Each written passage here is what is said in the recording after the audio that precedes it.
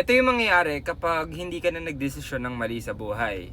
Wala kang kwento, wala kang plot twist, walang fun. Boring yung buhay mo kasi linear ka lang paakyat. Dapat may ups and downs. Ano na lang ikikwento mo sa Tony Talks kung puro maayos yung mga ginagawa mo sa buhay? 'Di ba? Hindi ka magiging inspiration sa mga tao kasi walang plot twist eh.